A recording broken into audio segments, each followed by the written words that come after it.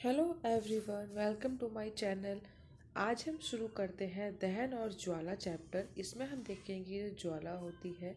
ज्वाला और दहन के बारे में जानेंगे। दहन मीन्स होता है जैसे कोई चीज़ जल रही है, किसी चीज़ का जलना, तो उससे रिलेटेड वर्ड है ये। इस चैप्टर में इसके बारे में ही जानेंगे। मेन पॉइंट्स यही हैं और जल्दी से टाइम न वेस्ट करते हुए हम शुरू करते हैं। तो सबसे पहले हम इस चैप्टर में जानेंगे कि जो दहन दहन क्या है। दहन एक रासायनिक प्रक्रिया है जिसमें जिसमें ऑक्सीजन से अभिक्रिया कर मतलब जो पदार्थ होता है वो ऑक्सीजन से अभिक्रिया करके ऊष्मा देता है, तो उसे हम दहन बोलते हैं। और फिर इसी में बताया गया है कि जो जिस जिस पदार्थ का दहन होता है वह दाह्य कहलाता है। मतलब जो जिस पदार्थ का दहन हो रहा है उसको दाह्य कहते हैं। और और जो पदार्थ ऑक्सीजन से अभिक्रिया करके ऊष्मा प्रदान कर रहा है उसे बोलते हैं दहन। जैसे कि आग जलती है, वो आग जलने के लिए भी हमें ऑक्सीजन की ज़रूरत होती है, तभी वो आग जलती है, नहीं तो नहीं जलती है। और जो दाह्य होते हैं इसे हम ईंधन भी कहते हैं। मतलब कोयला, पेट्रोलियम, लकड़ी, ये इन सबको दाह बोलते हैं, जिससे दहन होता है। और फिर नेक्स्ट इसी में बताया गया है। नेक्स्ट है इसमें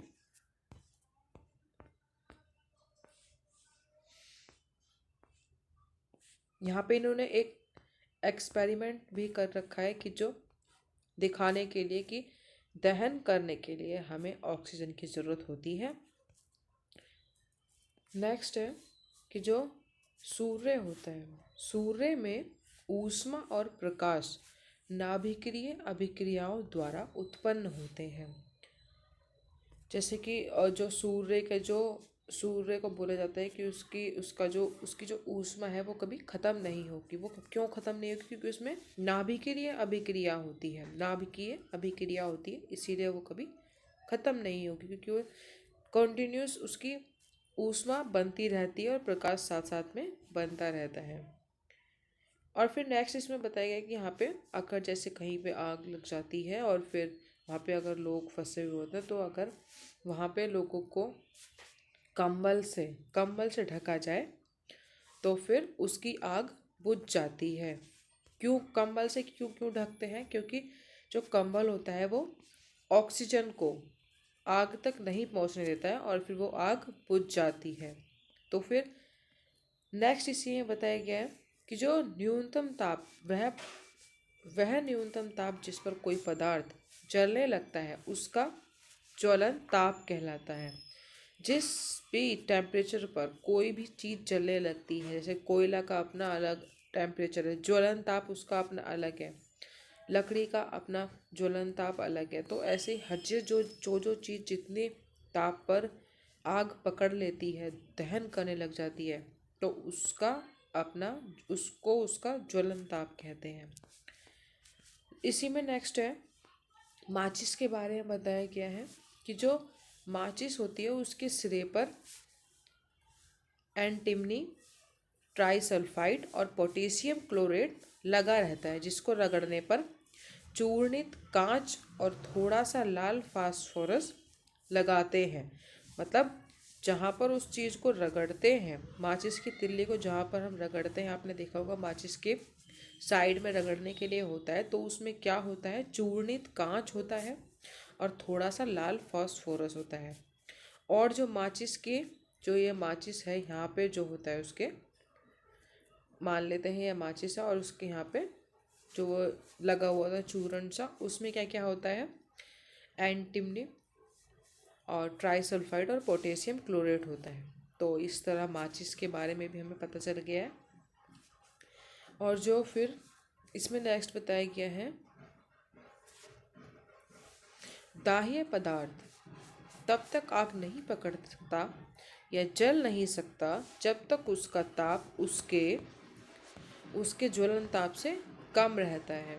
तो सबका अपना अपना ज्वलन ताप होता है, तो बताया गया है इसमें। और फिर नेक्स्ट इसमें है जिन पदार्थों का ज्वलन ताप बहुत कम होता है और जो ज्वाला के साथ सरलतापूर्वक आग पकड़ लेते हैं ज्वलनशील पदार्थ कहलाते हैं। और ज्वलनशील पदार्थ कौन से हैं? पेट्रोल, अल्कोहल, द्रवित पेट्रोलियम गैस, लेकिन इसको हम एलपीजी बोलते हैं। ये सारे ज्वलनशील पदार्थ हैं। और भी हैं, सीएनजी हो गई है, तो बहुत सारे हैं। इसी में नेक्स्ट है, यहाँ पे बताया गया है कि जो दहन के लिए कौन सी चीज़ें ज़रूरी हैं। उसके लिए हमें ईंधन चाहिए, वायु चाहिए जिससे ऑक्सीजन की आपूर्ति हो जिसमें, और ऊष्मा चाहिए। इन तीनों चीज़ों को मिलाकर हम आग जला सकते हैं, कहीं पर ऊष्मा प्राप्त कर सकते हैं। तो अगर इन तीनों में से अगर एक भी चीज़ या फिर दो चीज़ ना हो तो फिर आग वहाँ पे नहीं चलेगी, वो ऊष्मा प्रदान नहीं करेगा। यहाँ पे इन्होंने फायर एक्सटिंग्विशर के बारे में बताया है, जिसे हम आग बुझाने के लिए इस्तेमाल करते हैं। और जो दहन के प्रकार यहाँ पर इन्होंने दहन के प्रकार बताए हैं। दहन के प्रकार कौन से हैं? तीव्र दहन और स्वतः दहन। तो इसमें देखते हैं, तीव्र दहन जो जल्दी से आग पकड़ लेता है, जैसे कि गैस जो होती है हम लोगों के घरों में, वो तेजी से जल्दी से आग पकड़ लेती है और ऊष्मा और प्रकाश प्रदान करती है, तो उसे तीव्र दहन कहते हैं। स्वतः दहन क्या होता है? दहन जिसमें पदार्थ बिना किसी प्रत्यक्ष कारण के अचानक लपटों के साथ जल उठता है, उसे स्वतः दहन बोलते हैं। और फिर नेक्स्ट इसी में बताया गया, जो विस्फोट के बारे में बताया गया। विस्फोट जैसे कि हम कोई भी पटाखा लेते हैं, जो कोई भी दिवाली पे जो हम लोग फोड़ते हैं, उसे विस्फोट कह सकते हैं। तो फिर जब पटाखे को जलाते हैं तो एक आकस्मिक अभिक्रिया होने से ऊष्मा, प्रकाश और ध्वनि पैदा होती है।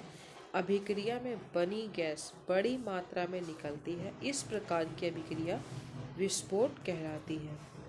अब इसमें ज्वाला के बारे में जानते हैं कि जो ज्वाला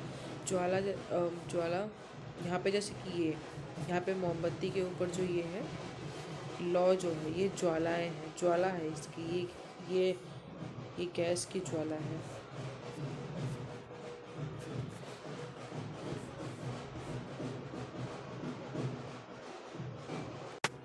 तो ज्वाला के बारे में हम देखते हैं कि जो ज्वाला होती है, मोमबत्ती की ज्वाला के बारे में जान लेते हैं। इसमें जो पार्ट होता है, कौन सा ज़्यादा ऊष्मा प्रदान करता है, कौन सा ज़्यादा ऊष्मा प्रदान नहीं करता, तो उसके बारे में जानते हैं हम लोग कि इसके जो सबसे नीचे वाला पार्ट है, सबसे अंदर वाला, ये जो अंदर वाला पार्ट है, वो